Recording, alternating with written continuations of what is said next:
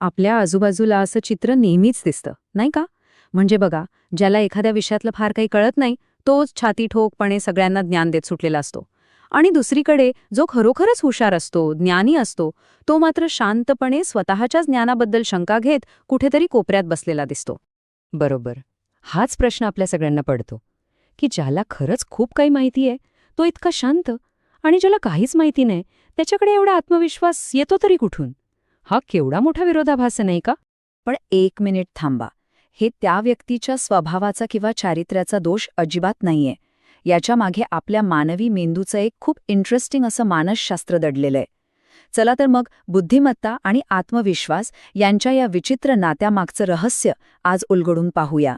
तर मानसशास्त्रामध्ये या अशा विचित्र वागण्याला एक खास नाव दिलं आहे. ते नाव आहे डनिंग-क्रुगर इफेक्ट. आता तुम्ही म्हणाल, हा डनिंग-क्रुगर इफेक्ट म्हणजे नेमकं काय? तर हा एक प्रकारचा कॉग्निटिव्ह बायस आहे. अजून सोप्या भाषेत सांगायचं तर, ज्या लोकांकडे एखाद्या विषयातलं ज्ञान किंवा कौशल्य कमी असतं ना, ते स्वतःच्या क्षमतेला खूप जास्त समजतात. त्यांना खरंच वाटतं की आपल्याला सगळं काही येतंय. या इफेक्टच्या ना 2 बाजू आहेत. एका बाजूला आहेत कमी ज्ञान असलेले लोक. त्यांच्यात मेटाकॉग्निशन म्हणजे स्वतःच्या चुका ओळखण्याची, स्वतःच्या ज्ञानाचं मूल्यमापन करण्याची क्षमताच नसते. त्यामुळेच त्यांना एक खोटा आत्मविश्वास मिळतो. आणि दुसऱ्या बाजूला आहेत ते लोक जे खरोखर हुशार आहेत. त्यांना असं वाटतं की जे काम आपल्याला सोपं वाटतंय ते तर सगळ्यांनाच सोपं वाटत असणार. आणि ह्याच विचारात ते स्वतःच्या कौशल्याला कमी लेखायला लागतात. ठीक आहे, हे सगळं कळलं. पण मग एक प्रश्न मनात येतोच, की असं घडतं तरी का? याच्या मागे नक्की काय कारणं असू शकतात? चला, तेच पुढे पाहूया.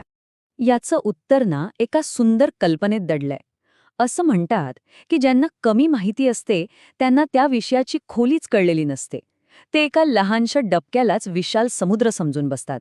आणि म्हणूनच त्यांच्या मनात शंका किंवा भीती निर्माणच होत नाही. आणि याच्या अगदी उलट हुशार व्यक्तीला ज्ञानाचा समुद्र किती अथांग आहे याची पुरेपूर जाणीव असते. त्यांच्या मनात सतत विचार सुरू असतो की अरे देवा, माझं तर हे वाचायचंच राहिलंय किंवा मला अजून ते शिकायचंय. आणि हीच जाणीव त्यांना नम्र बनवते आणि कधीकधी त्यांचा आत्मविश्वासही कमी करते.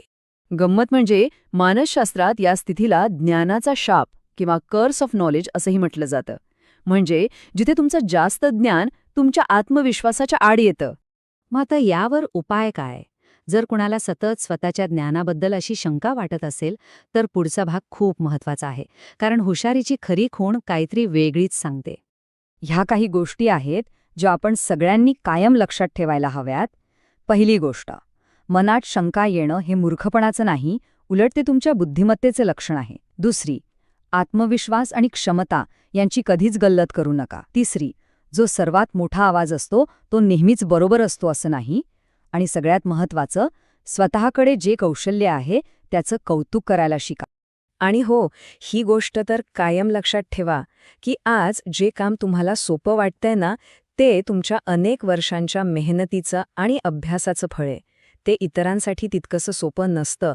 त्यामुळे स्वतःला कमी लेखणं आत्ताच थांबवा. चला तर मग, या संपूर्ण चर्चेच्या आपण शेवटच्या टप्प्यात आलो आहोत. मग आजचा निष्कर्ष काय निघतो? या सगळ्याचं सार खरं तर या एका वाक्यात दडलेलं आहे. जगाची शोकांतिका हीच आहे की मूर्ख लोक अति आत्मविश्वासाने भरलेले आहेत आणि हुशार लोक शंकांनी घेरलेले आहेत. म्हणूनच आपल्या मनातली शंका बाजूला सारा आणि स्वतःच्या ज्ञानावर विश्वास ठेवा. आपण स्वतःला समजतो त्यापेक्षा नक्कीच खूप जास्त हुशार असतो. तर मनाच्या या खेळाबद्दलची ही माहिती आपल्याला नक्कीच आवडली असेल आणि उपयोगी पडेल अशी आशा आहे. हा होता मनाचे खेळ या मालिकेतील एक भाग. सादरकर्ते होते डॉक्टर अजित पाटील, मानसशास्त्रज्ञ.